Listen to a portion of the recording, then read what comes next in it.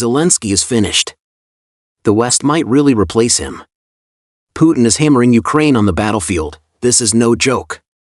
In eastern Ukraine, Russian forces have now taken Krasnohorivka, a former key Ukrainian stronghold. With its central districts captured, Ukrainian convoys tried to push in for reinforcements or counterattacks, only to get ambushed and smashed. Russian troops opened fire from the front and flanks, while drones rained hell from above, wiping out the entire Ukrainian column. Even Ukraine admits it, they lost this fight, and the losses were brutal. Russian forces also announced that just last week, they eliminated nearly 9,000 Ukrainian troops, a staggering number. Even more embarrassing, the advanced weapons the U.S. painstakingly shipped to Ukraine, like M13 infantry fighting vehicles, HIMARS rocket launchers, Humvee armored trucks, and the supposedly game-changing /TPQ-50 counter-artillery radars, were supposed to turn the tide against Russia. But reality struck hard. Many of these systems barely lasted on the battlefield, before being captured intact by Russian troops, now paraded as war trophies. That counter-artillery radar, designed specifically to hunt Russian guns, it got blown to bits by the very forces it was meant to target. Talk about a humiliation for Washington.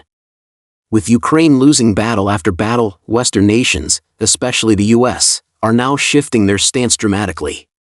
According to current news, Trump is already thinking about replacing Zelensky. He wants Ukraine to be entirely under the control of the United States and quickly reach a truce to end the war.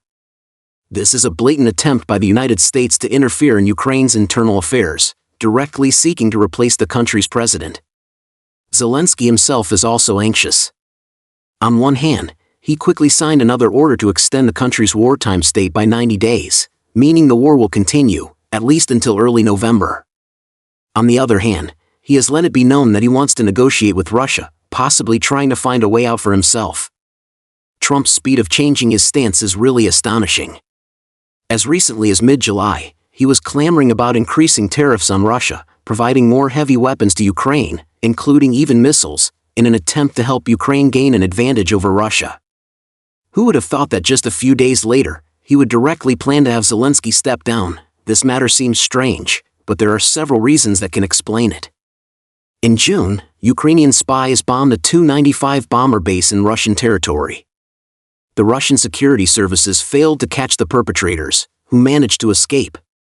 At that time, Trump thought the Russian military was incompetent, so he grew bolder and supported Ukraine in launching a fierce offensive.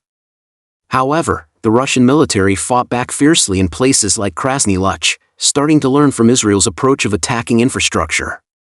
The aid that the United States had just provided was quickly seized by the Russian military from the Ukrainian army. In particular, a large number of counter-battery radars were destroyed. The actual performance on the battlefield forced Trump to reevaluate Putin's strength. Only with strong can one have a say. The second point is that there may be other considerations between the United States and Russia. Trump is very likely to attend a large-scale commemorative event held by China, and Putin will also visit China for 4 days. If Trump really has this plan, China might help build a bridge during this event, allowing high-level officials from the United States and Russia to sit down and talk. The relationship between the United States and Russia has been extremely poor in recent years, and especially after the war broke out, they have been almost incompatible, like fire and water. It almost came to a major confrontation in Europe. Now Trump has shown some flexibility and wants to sound out how far Russia might back down on the Ukraine issue, so as to decide what the United States should do next. As for Putin, being able to speak directly with the United States is certainly a good thing. If a ceasefire agreement can be reached, it will be more beneficial to Russia. It can ease the tension between the United States and Russia temporarily.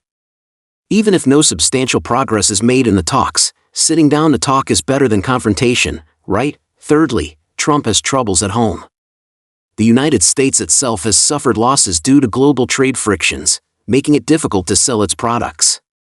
Now he is more troubled by domestic affairs and has neither the energy nor the courage to let the relationship between the United States and Russia completely collapse. In addition, recently Ursula von der Leyen of the European Union visited China and reached agreements with China, which has caused some twists and turns in US-EU relations. At this juncture, Trump is even more reluctant to be isolated and also wants to improve relations with Russia. The fourth point is very practical. The performance of the Ukrainian army is really poor. The advanced weapons that the United States spent a lot of money on have not achieved the desired effect at all, and all have benefited the Russian army. Trump is a businessman and is very calculating. This kind of business that only spends money without seeing returns and has no hope of winning is obviously a losing deal, and he certainly does not want to invest more in it. Moreover, now Ukrainian people are taking to the streets to protest against Zelensky, which also makes Trump feel that Zelensky is becoming more and more unpopular in Ukraine and somewhat unreliable. With this series of events, there are signs of a thaw in US-Russia relations. Zelensky being kicked aside by the United States may happen soon.